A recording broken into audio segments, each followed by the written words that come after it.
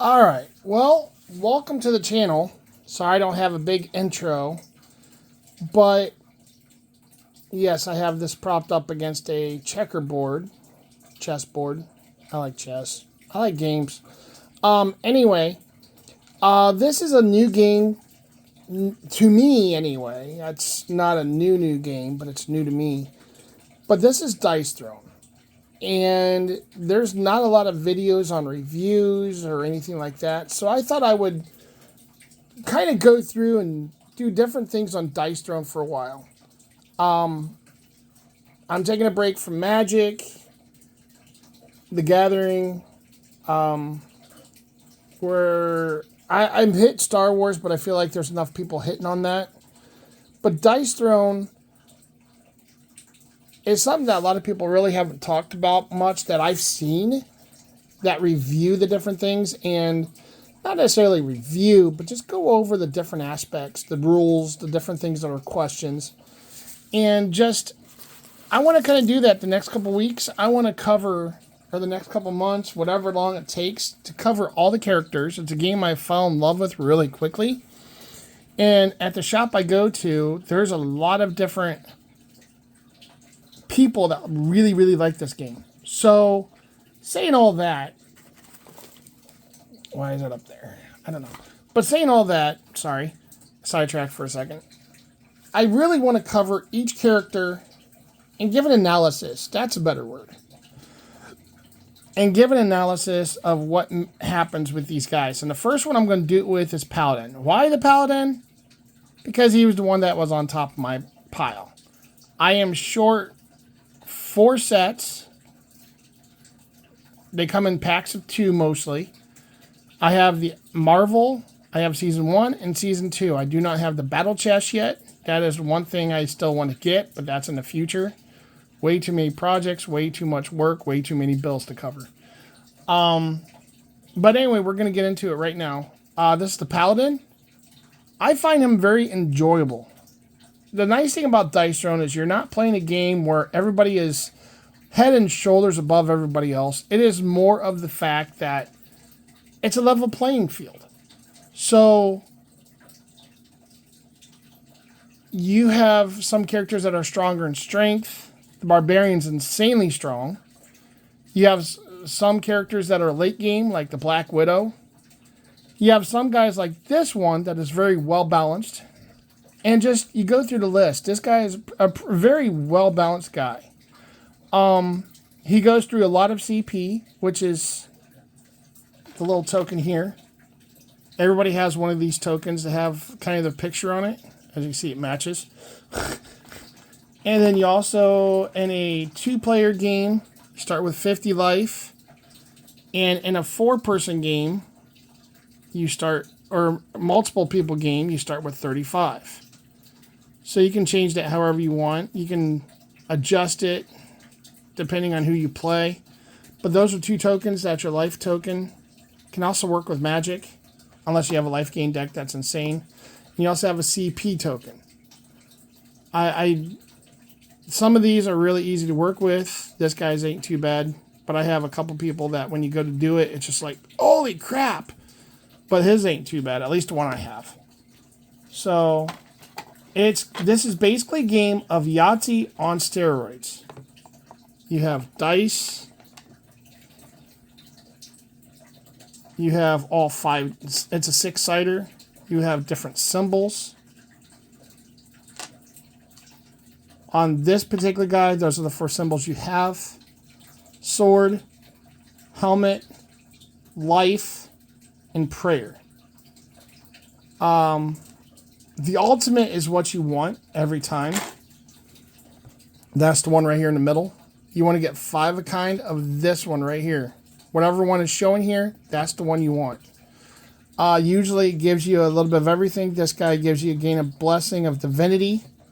I will cover the abilities later. He heals 5 and deals 10 undefendable damage. Very much a very hard power shot. Blessing of Divinity is actually really cool.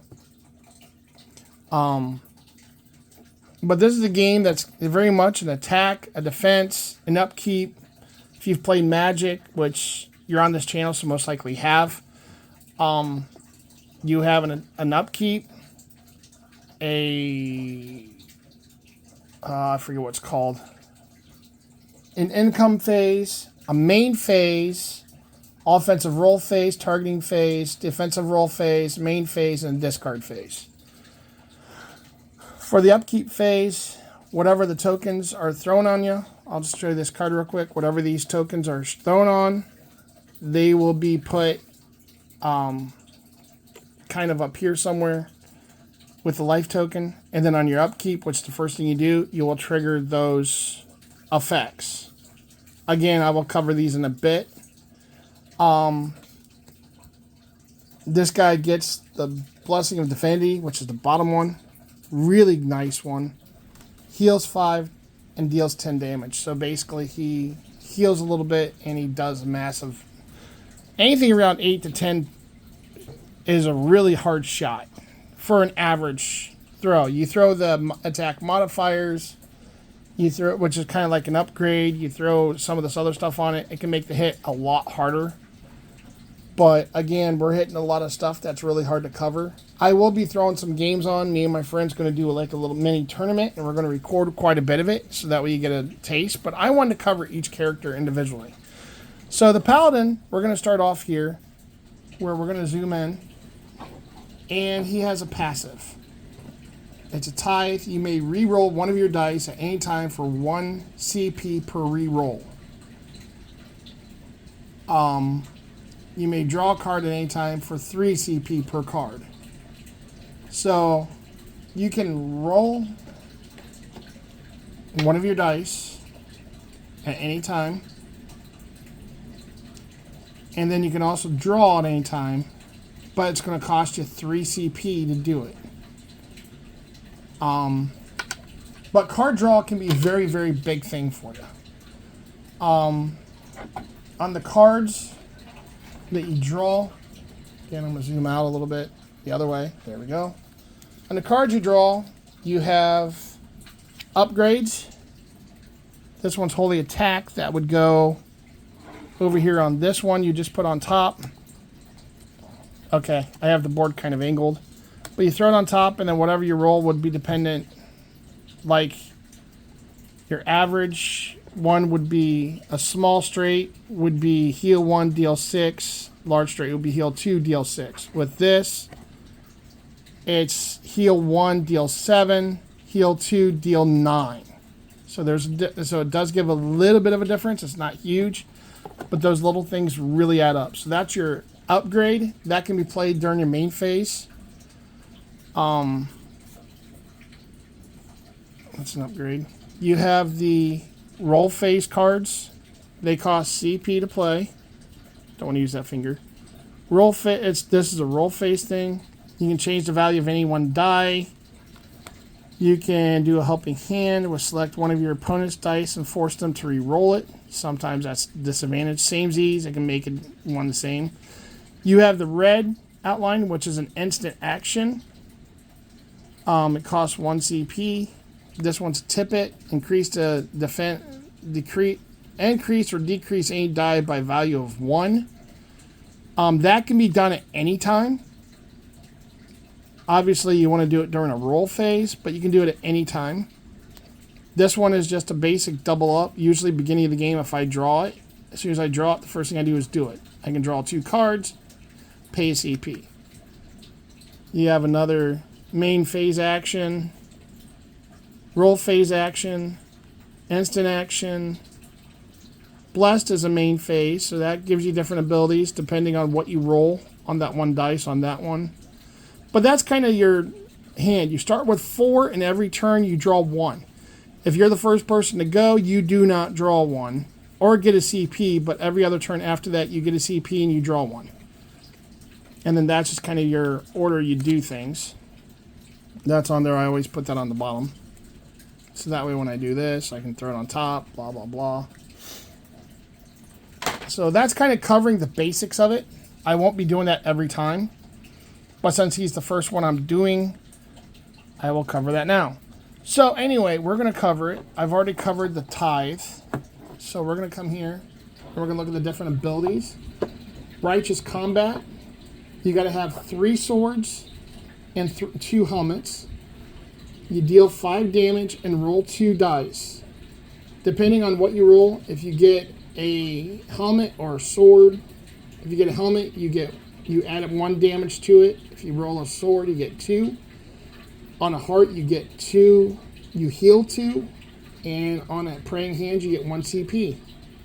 It's a nice kind of average roll. It's kind of not really a hard hitting roll, but it's one that does a lot. Yeah, Mighty Prayer, 3 swords and praying hands. Deal 3 undefendable damage, then gain crit and accuracy. Again, those tokens play a huge part in what you do. You have just the way it is here. I don't know how to. Let's zoom out a little. I keep doing the wrong thing. So I'm going to try to tilt this a little more. Sorry, this is my first time doing this, so I'm still trying to figure it out. We have Retaliate. It's 3 helmets, 1 praying hand. And now it's not even, give me a second. And it's just the way it is. There it is. Chosen player gains Retribution. I just bought this tripod and it's not working the way I want it to. I don't like it. I want my old one back, but I don't know where I put it. So that's why I had to buy a new one. I'll figure it out later. But anyway, sorry. Rabbit. Retaliate. It's 3 helmets, 1 hand. My hand's thrown off. That's what it is. A chosen player gains Retribution. Again, I will cover that in a minute. And you also gain 3 CP. That is a good early game shot right there. Retribution is really, really strong. Powerful. Gain 3 CP. Very strong early game action. You're not doing a lot of hard hitting, but that does that. And the holy attack, you have the small straight and the large straight. Small straight, you heal 1 and do a decent amount of damage. The large straight, you heal 2 and do a little bit more damage. The holy light, you will heal 1 and for each heart, and you roll 2 dice. On a sword, you gain crit. On a helmet, you gain protect. On a heart, you draw 1. And on praying hands, you gain 2 CP. That's off the 2 that you roll. These things are off the 2 that you roll. You come up here to Righteous Power. You get 4 hands, which is almost an ultimate. You deal 8 damage.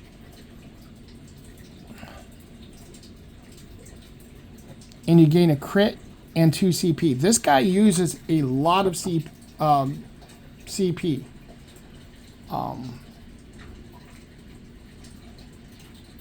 I forget what the C stands for, but basically it's your credit points. And then on your defense, when somebody attacks you, if it's defendable, you will roll whatever dice it says, which in this, for him, he rolls 3. On a sword, you deal 1 undefendable damage back for each sword of the 3, so you could do up to 3 damage. On a helmet, you prevent 1. On a heart, you prevent 2. And you gain a CP on the praying hands. So that's kind of his board. So now we're going to zoom out a little bit. And now we're going to come back and cover these things. On the Retribution, which is the first one. Again, a very nice one. When you can stack limit of 1. So you can only have 1. This gives you a stack limit on each one. He has a stack limit of 1 on everything. But you're going to use it very consistently. Spend when attacked to deal half damage back. So if they hit you for 18, you can spend this and deal 9 damage back. As a result of an opponent's offensive roll phase, to deal half of the incoming damage, round it up back to the attacker. So if they do you for 18, you can go back and hit them for 9.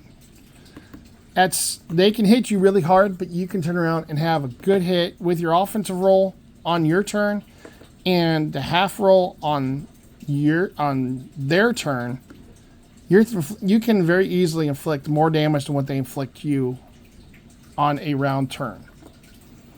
On a crit, spend to add 4 damage to your attack, If a player with this token is dealing at least 5 damage as a result of their offensive roll phase, this token may be spent to deal 4 damage to attack modifier. So you can add 4 damage, but you have to be dealing at least 5 damage to the opponent. So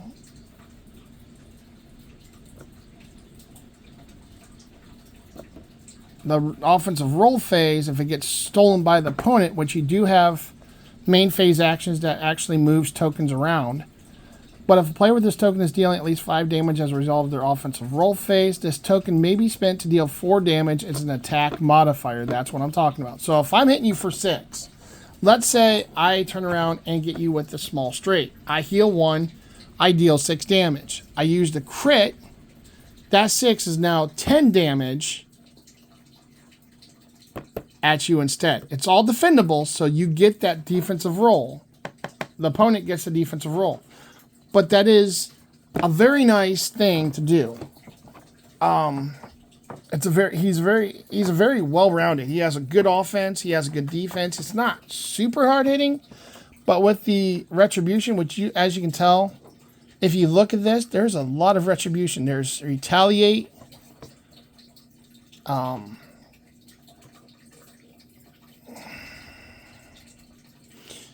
I'm brain dead, but yeah, there's a couple ways to get it, but the retaliate is the easy one to get because it's 3 helmets and praying hands. It's not a hard one to get at all. The protect, if they are, again, this goes with retribution. These two are very good together. If you have a retribution token, they swing 18. You can prevent half the damage coming to you with protect. So a player with this token may spend it at any time to prevent half incoming damage rounded up. So let's say they swing 18 at you. You prevent 9, and then you swing 9 back with retribution. And that is a 18-point difference in your favor. Yeah, they're swinging 18 at you, but you're preventing half of it, and you're also hitting them for 9, as well as them hitting you for only 9. Accuracy. Spend to make your attack undefendable. Undefendable just means they cannot do their defensive roll phase. Accuracy, spend to make your attack undefendable. A player with this token may spend it at the conclusion of their offensive roll phase to make their attack undefendable and its attack modifier. So you prevent their dice draw, so they have to go to their cards to prevent it, or they have to have some other means of protection. Otherwise, you're dealing that damage to them, and there's nothing they can do. And then finally, Blessing of Divinity, prevent being defeated. The next time a player or a team with this token would have their health reduced to 0, remove this token and set their health to 1 instead. This token may not be removed or transferred by any other means. Basically, that just means you can't transfer it, you can't steal it, you can't get rid of it. It is there. There's no way to get rid of it. So basically, if he would die, that's a way to keep him from dying. There's not very many ways to do that, but it's very nice. Again, he's a very well-rounded. We will cover, me and a friend of mine is going to be covering some games, but I wanted to cover him first. As far as favorability, I'm not going to rank them right now. I'm just kind of covering them one at a time and just kind of talking my way through it because it'll make a lot more sense as you see it played. But this guy has decent power. He has a lot of CP use, so he has a lot of card draw. He has a lot of CP play. So you're constantly using that CP to upgrade, constantly using the CP for the cards, to play the cards, and to draw cards. You're constantly using CP for the attack modifiers. I mean, there's just a lot of things you can do with his CP. And this guy probably has the most CP use out of most everybody. And he hits hard. He protects himself. He has a counter defense. I mean, he's about the middle of the pack for my favorite people to play. But he's a very, very, very solid character to play. I rate him about a 5 out of 10. He's probably about the middle of the pack, like I said, but he is a very fun character. I think they're all fun to play, don't get me wrong. but some are way better than others, and this guy is one of the ones that are just, he's solid. This is Dice Throne. I'm going to be doing, like I said, I'm doing a series. My videos won't be near as long, but this is my first one with the Dice Throne. And, yeah, we're going to cover it. That's what it looks like when it's folded up. And we're looking to just spread the game. And on the other side of the card that has all the things on it, if you look at the other side, there's just different things that you read about it. It just gives you little extra details, tells you about the character, gives you credits for the company, tells you what's in the pack. In a box, like I said, you get 2 packs. And the little tray looks just like this. It's easy to put away. It's easy to set up. It's easy to just play. I mean, you just set the board down. You set the card on the side. You set the tokens right beside the tokens that are on the board or on the card. And then basically you can set your cards over here. Your life. I like my life up here. CP up here. And then everything's just right there within your hand sight. Cards, tokens, the card that tells you what the tokens do. This thing is wide open. And then up here you have life and the CP. And you put your tokens on the other side. And I find that to be an easy setup. I mean, obviously you're going to set up the way you want to. Maybe you're going to do it that way, maybe not. That's fine. I don't give a darn how you set it up. It's whatever you want to do. That's the beauty of these kind of games. It's whatever you want to do. A lot of freedom, a lot of fun. But this is a pack. There's 2 packs in a box. But this is my first one. And I actually put it in a suitcase with all my other stuff and my Star Wars stuff. And I have some Magic stuff in there. And, yeah, I open up, pull out some characters, and I just play. It's lots of fun. There's also chess if you want to play. And checkers and backgammon. Although I've never learned backgammon. So if anybody has any ideas how to play backgammon.